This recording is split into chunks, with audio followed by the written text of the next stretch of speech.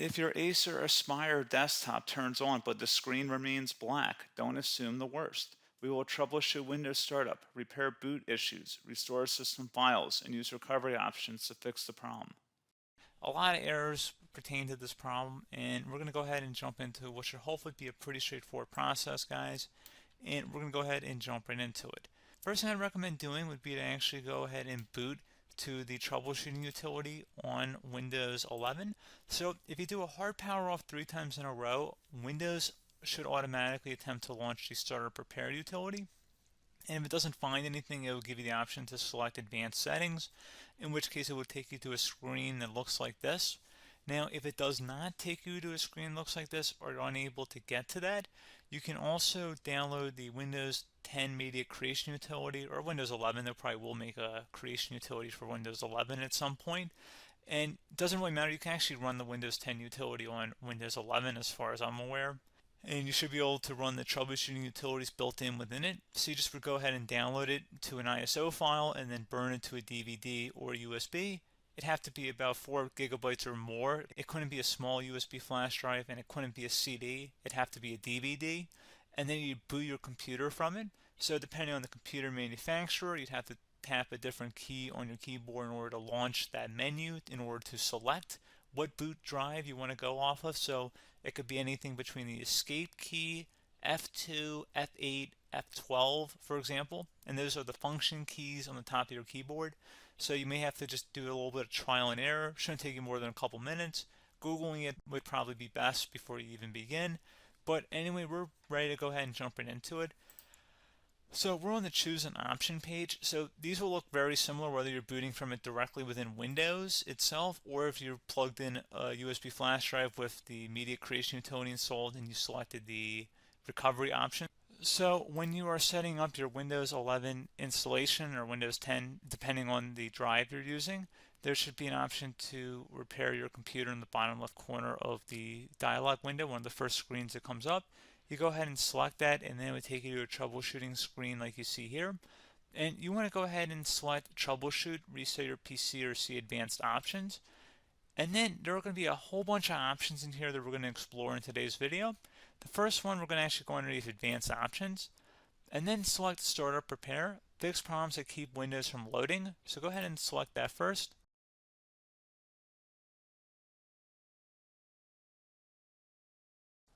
Okay, so you can see it cannot repair our PC. That was our first option we could try. Something else, if we go back into advanced options here and then select troubleshoot, we're going to go underneath advanced options again. You can go ahead and actually access safe mode by selecting startup settings. And then if you select the restart button, you have the option on the screen select safe mode with networking, which will give you a key on the screen. It'll tell you which key to press to enter that. I believe it's the F7 key. It'll do that for you. I'm not going to go over that in today's tutorial because I don't really want to go into safe mode, but you're more than welcome to attempt that by going into here and then selecting restart. Again, it'll launch another screen. It'll say what key do you want to press, and it'll give you like 7 or 8 different options, and you want to select safe mode with networking. There's also an option for a command prompt too, but that's going to be something we're going to cover later in this video, and we don't even have to go through that in order to access it. So that's why I'm not going to really push for that, because unless you know exactly what's causing the problem, you probably don't need to go into safe mode. Unless you're trying to recover files, in which case then you definitely can go into safe mode, but we're trying to actually recover our computer here. So I hope that makes sense. Something else we can also try here as well would be to uninstall updates, remove recently installed quality or feature updates from Windows. So if you go ahead and select that, you can uninstall the latest quality updates, which generally is the more day-to-day updates. Feature updates are the less regularly released ones, like the big ones. I would equate it to service packs in like Windows 7 and Windows Vista and Windows XP. So larger updates that occur once or twice a year at most. And the quality updates are more just a regular update. So probably obviously depend, it'll take longer if you're going to try and uninstall the latest feature update versus quality update. And maybe you don't need to go back that far. So just giving you guys a couple of pointers with that.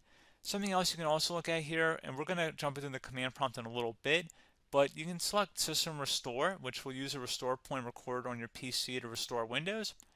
And this is something I would highly recommend here, guys. So select Next.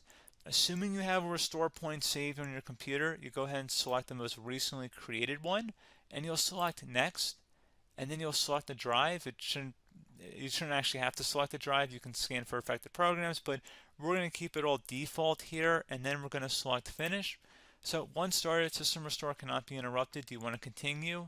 I think we're going to select yes. I don't think we have anything better to do on our computer right now, so just give it a moment here to initialize. It will take a couple minutes to run, obviously depending on how large your hard drive is and how much is saved on the system restore point. So just give it a couple minutes here.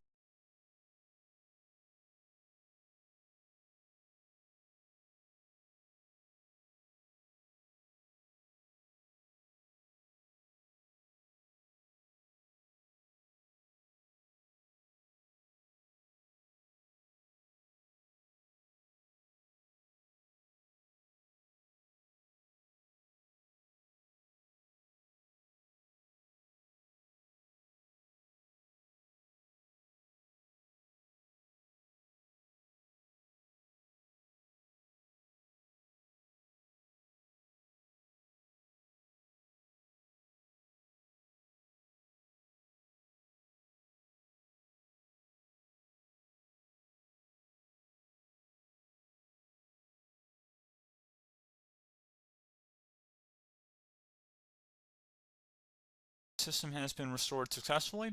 We're going to go over a couple different methods in addition to that if that did not work. So I'm just going to pause the video and we're going to start back on the recovery screen that we started with. Okay, so a couple other things we can try here too. If you go back into troubleshoot, you can select reset your PC, while you choose to keep or remove your personal files and then reinstalls Windows.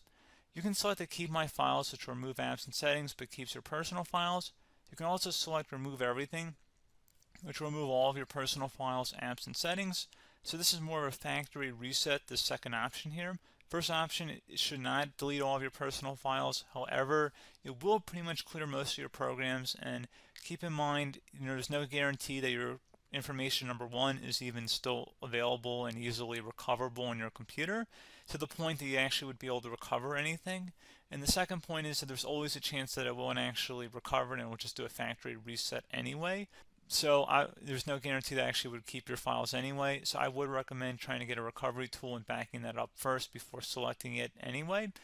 But again, those are a couple different options. And then something else you can try here if you go back to the choose an option. Another option, if you go underneath choose an option and select troubleshoot, advanced options, and now select where it says command prompt.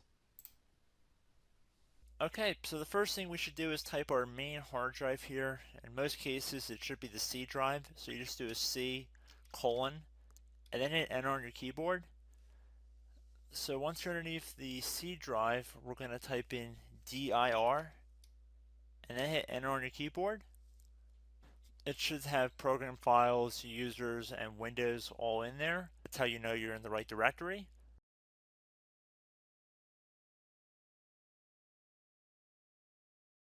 In some cases, it might be the D drive as well, so just keep that in mind.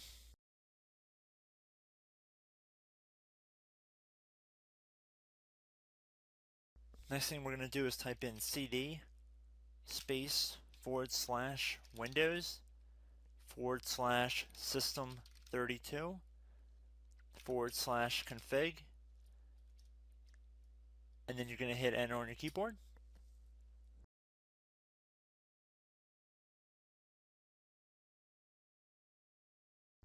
So now you're going to type md space backup.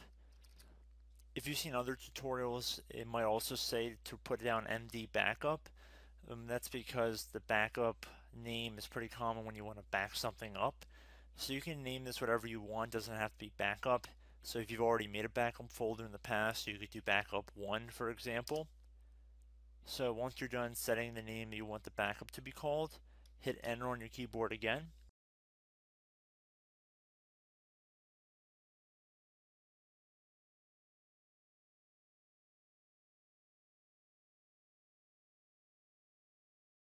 At this point you want to type copy, C-O-P-Y, space, then you want to do the star symbol above the 8 key, then do a period or a dot, whatever you want to call it, then another star sign, and then another space, and then type backup, and then hit enter on your keyboard.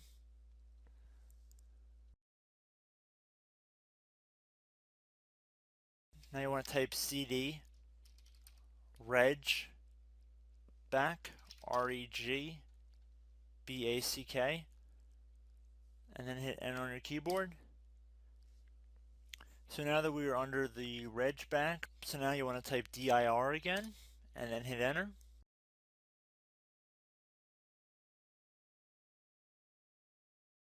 So now at this point we're going to type copy again. So copy, space, $, dot, another $, space, and then 2 dots. So we're going to type copy, space, $, dot, sign, $, dot, dot, and then hit enter on your keyboard again. So for overwrite, you want to overwrite all. So type A on your keyboard, so capital A, and then hit enter on your keyboard.